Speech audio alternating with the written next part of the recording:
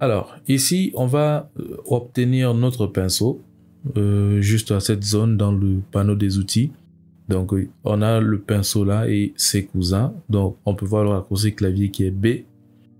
Alors, on a soit le pinceau, soit l'outil crayon, soit l'outil remplacement de couleur, ou encore l'outil pinceau mélangeur. Alors, on va voir l'outil pinceau et l'outil remplacement de couleur.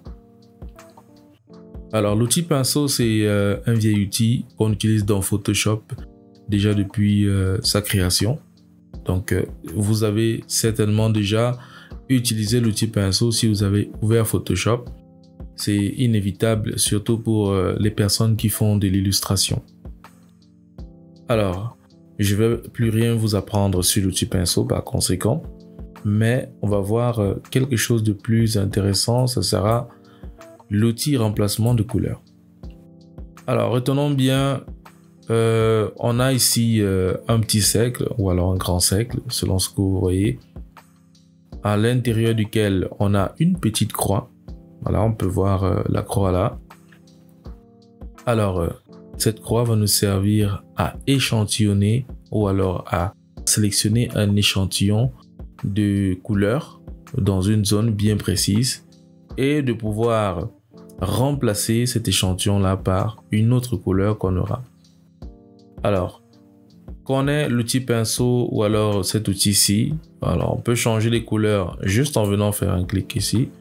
Et voilà, on a notre sélecteur de couleurs qui va s'ouvrir et nous, on pourra changer de couleur selon ce qui nous convient.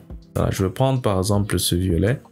Et là, si je veux changer la couleur qui est en arrière, je vais faire toujours un clic dessus et je pourrais changer là par exemple en rouge, comme ceci. Alors, ça me fait deux couleurs. Donc, je pourrais inverser en venant juste cliquer sur cette petite flèche, comme ceci. Ou encore, le raccourci clavier, je vais appuyer sur la touche X de mon clavier, comme ça. Et voilà, ça va changer. Alors, on va voir maintenant comment utiliser cet outil assez magnifique. Et je vais juste me poser là sur cette zone qui est jaune ou alors orangée. Et je vais cliquer. Voilà, vous voyez, dès que je vais avancer comme ça, il va en fait éviter le vêtement vert qu'on a ici. Alors, qu'est-ce qui se passe? Il a en fait sélectionné ou alors il a identifié que là, on a sur notre petite flèche ou alors sur notre petite croix, on va sélectionner un échantillon d'orangé. Donc, cette couleur orangée est uniquement celle dont il va traiter. C'est la raison pour laquelle on va se retrouver avec ce type de résultat. Et vous voyez, on ne doit pas déborder sur le bleu parce que notre petit point n'est pas arrivé jusqu'au vert. Voilà. Par contre, si je viens commencer ici sur le jaune et j'avance sur le vert, eh ben, il va continuer à faire son travail. Donc, je peux avancer comme ceci. Je peux venir là, etc. Alors, on remarque très bien que c'est comme une forme de détourage. Donc, on a toujours notre vêtement qui n'est pas touché du tout.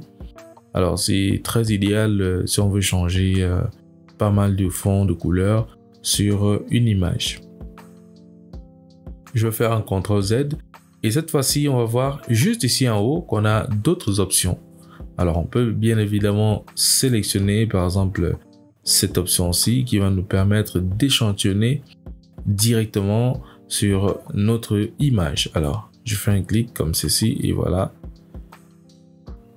Voilà, ça a l'air de fonctionner exactement comme l'outil précédent, mais vu que mon image n'a pas beaucoup de défauts, on ne pourra pas très bien voir ça.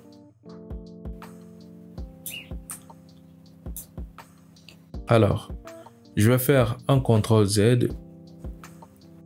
Et là, on va venir essayer aussi avec cette autre option qui est l'échantillonnage nuance de fond.